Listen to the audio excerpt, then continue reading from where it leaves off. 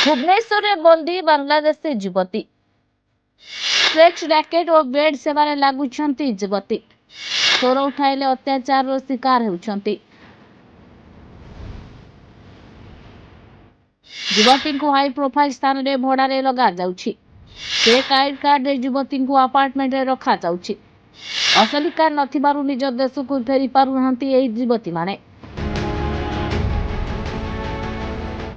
सेपटे डीसीपी कहते कौन अभियोग आसेनी। अभियोग आसिले तदंत कराजिबो। कटक युवती घटना भुवनेश्वर लिंक जना पड़िनी।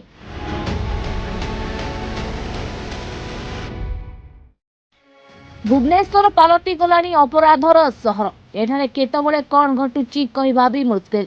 केतबेले राजधानी छाती उपरे मर्डर तो आउ केतबेले नारी निर्यातनार खबर आसुची। आ राजधानी रे एबे माळमाळ हेलेनी बांग्लादेशी युवती जो मानकु अकथनीय अत्याचार दिया जाउथिबा अभियोग आसुची। बांग्लादेशी युवती भुवनेश्वर को आनी फेक आईडी बनाई लक्ष लक्ष टंका रोजगार करुछंती दलाल। जदि जो युवती राजी हो नाहंती सेमानकु जो जबरदस्ती करा जाउछि। सेक्स रैकेट आरंभ करी बेड पर्यंत ए बांग्लादेशी को लगा जाउछि। बड़ बड़ अपार्टमेंट रे टंका देई युवती मानकु रखा जाउछि। कारण युवती माने निज देश को छाड़ी भुवनेश्वर रे आसिथांती रोजगार करबा पाई, किंतु एमाने चाकरी देवार लोभ देखाई भारत सीमा पार करी भुवनेश्वर को नहीं आसुछंती दलाल। जहाँ फल भुवनेश्वर पहुंचवा परे सेमानक ऊपर आरंभ हो जाउछि अत्याचार। असली परिचय पत्र नथिबारु सेमाने बांग्लादेश जाई पारु नाहंती। किपरि निज देश को फेरिबे, किपरि एठारु मुकुलिबे ताकु नै युवती माने चिंतारे। दिनकु 2000 टंका देबाकू कही एठारे देह व्यापार लगाई लक्ष लक्ष टंका रोजगार करुछंती दलाल माने। जड़े कि 2 जन नुहे 23 जन युवती को भुवनेश्वर एक अपार्टमेंट रे रखी देह व्यापार लगा जाउथिबा अभियोग होछि।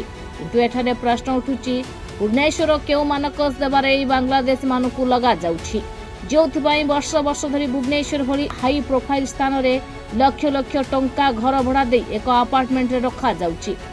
सेपटे डीसीपी कहते भुवनेश्वर से भली कौन अभियोग आसेनी। भुवनेश्वर जदि से भली कौन अभियोग आसे तदंत कराजिबो। कटक युवती घटना भुवनेश्वर लिंक थिबा नै जना पड़िनी।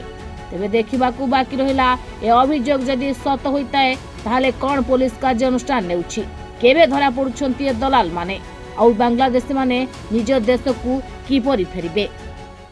देखो काली जो घटनाटी होता कटक रे घटनाटी से संक्रांत जहाँ भी आईनगत कार्यानुष्ठान से किंतु भुवनेश्वर में आम तीक्ष्ण नजर रखीचु। ए प्रकार जदि कौन कंप्लेंट बा अभियोग आम हस्तगत हुए तापर भी आम कार्यानुष्ठान ग्रहण करूँ।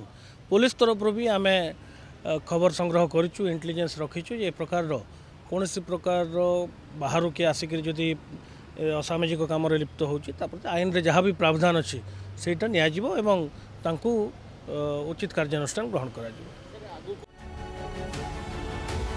Bureau report, Mahabharat live.